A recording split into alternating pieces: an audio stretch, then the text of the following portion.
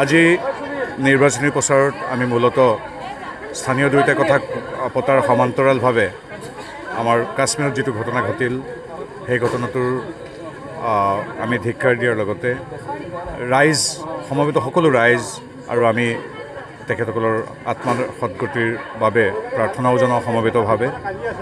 তাৰ লগতে দুয়োটা অঞ্চলটোৰ বিভিন্ন ধৰণৰ যি কৰণীয় কাম আছে এইবিলাকৰ বিষয়ে আমি স্থানীয় ৰাইজৰ সৈতে আমি কথা পাতোঁ।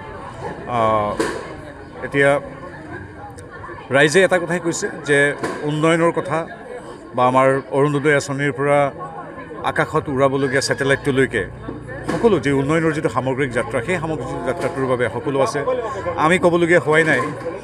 আমাৰ ৰাইজে কৈছে যে কেন্দ্ৰত বিজেপি, ৰাজ্যত বিজেপি, বিধায়কগৰাকী বিজেপি, গতিকে অৱধাৰিতভাৱেই ট্ৰিপল ইঞ্জিন চৰকাৰৰ লগত আমাৰ স্থানীয় দবাকেইটাও সংযুক্ত কৰাটো অতি স্বাভাৱিক কথা। গতিকে পঞ্চায়ততো বিজেপি, কেন্দ্ৰত বিজেপি, ৰাজ্যত বিজেপি, পঞ্চায়তত বিজেপি।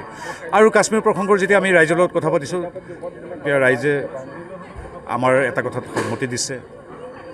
তেখেতসকলে নিজেও কৈছে যে অসমতো এটা সময়ত পৰিৱেশটো কিছু সন্ত্ৰাস জৰ্জৰ নোহোৱা নহয়। বিভিন্ন সময়ত অসমীয়া জাতিয়ে বিভিন্ন সময়ৰ সৈতে যুঁজি আহিছিল, কিন্তু আজিৰ তাৰিখত বিগত এটা বছৰ উগ্ৰপন্থীৰ গুলীত অসমত এজনো লোকৰ মৃত্যু হোৱা নাই। অসমত এটাও অসম বন্ধ আগতে যিদৰে 1000 ঘণ্টা 100 ঘণ্টাৰ অসম বন্ধ তেনেকুৱা হোৱা নাই। বন্ধ পিকেটিং নাই। এতিয়া অসমৰ যুৱ প্ৰজন্মই প্ৰগতিৰ বিকাশৰ বাট বুলিব বিচাৰিছে আৰু তাৰ বাবে ৰাইজে যিদৰে নৰেন্দ্ৰ মোদীদেৱ তথা অমিত শ্বাহৰ সহযোগত ডক্টৰ হিমন্ত বিশ্ব শৰ্মাদেৱে যিটো বিকাশৰ সমান্তৰালভাৱে শান্তি সমৃদ্ধিৰ এটা পৰিৱেশ ৰচনা কৰিছে সেইটোৱে আমাৰ আচলতে গোটেই যাত্ৰাটোত ইন্ধন। ৰাইজে সেই কথাখিনি পাতিছে আৰু এটা কথা তেখেতসকলে উনুকিয়াইছে যে কেৱল মানুহেই নহয়, কাজিৰঙাৰ গড়কেইটাও আজিৰ তাৰিখত বিজেপি মিত্ৰজোঁটৰ চৰকাৰ দিনত সুৰক্ষিত।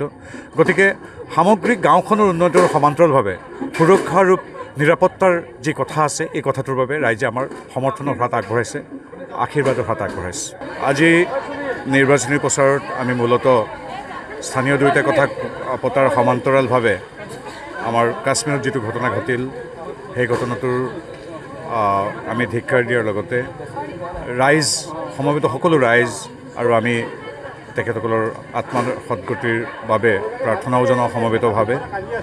তাৰ লগতে দুয়োটা অঞ্চলটোৰ বিভিন্ন ধৰণৰ যি কৰণীয় কাম আছে এইবিলাকৰ বিষয়ে আমি স্থানীয় ৰাইজৰ সৈতে আমি কথা পাতোঁ।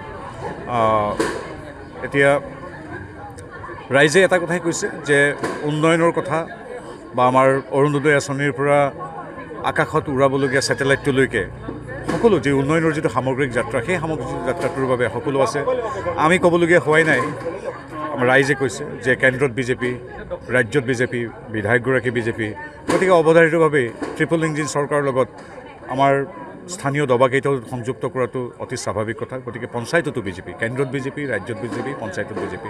আৰু কাশ্মীৰ প্ৰসংগৰ যেতিয়া আমি ৰাইজৰ লগত কথা পাতিছোঁ তেতিয়া ৰাইজে আমাৰ এটা কথাত সন্মতি দিছে। তেখেতসকলে নিজেও কৈছে যে অসমতো এটা সময়ত পৰিৱেশটো কিছু সন্ত্ৰাস জৰ্জৰ নোহোৱা নহয়। বিভিন্ন সময়ত অসমীয়া জাতিয়ে বিভিন্ন সময়ৰ সৈতে যুঁজি আহিছিল, কিন্তু আজিৰ তাৰিখত বিগত এটা বছৰ উগ্ৰপন্থীৰ গুলীত অসমত এজনো লোকৰ মৃত্যু হোৱা নাই। অসমত এটাও অসম বন্ধ আগতে যিদৰে 1000 ঘণ্টা 100 ঘণ্টাৰ অসম বন্ধ তেনেকুৱা হোৱা নাই। বন্ধ পিকেটিং নাই। এতিয়া অসমৰ যুৱ প্ৰজন্মই প্ৰগতিৰ বিকাশৰ বাট বুলিব বিচাৰিছে আৰু তাৰ বাবে ৰাইজে যিদৰে নৰেন্দ্ৰ মোদীদেৱ তথা অমিত শ্বাহৰ সহযোগত ডক্টৰ হিমন্ত বিশ্ব শৰ্মাদেৱে যিটো বিকাশৰ সমান্তৰালভাৱে শান্তি সমৃদ্ধিৰ এটা পৰিৱেশ ৰচনা কৰিছে সেইটোৱে আমাৰ আচলতে গোটেই যাত্ৰাটোত ইন্ধন। ৰাইজে সেই কথাখিনি পাতিছে আৰু এটা কথা তেখেতসকলে উনুকিয়াইছে যে কেৱল মানুহেই নহয়, কাজিৰঙাৰ গড়কেইটাও আজিৰ তাৰিখত বিজেপি মিত্ৰজোঁটৰ চৰকাৰ দিনত সুৰক্ষিত। গতিকে সামগ্ৰিক গাঁওখনৰ উন্নয়নৰ সমান্তৰালভাৱে সুৰক্ষা আৰু নিৰাপত্তাৰ যি কথা আছে এই কথাটোৰ বাবে ৰাইজে আমাৰ সমৰ্থনৰ হাত আগবঢ়াইছে, আশীৰ্বাদৰ হাত আগবঢ়াইছে। যিকোনো খবৰৰ বাবে যোগাযোগ কৰক 7099017330 লগতে 7099017110 নম্বৰত।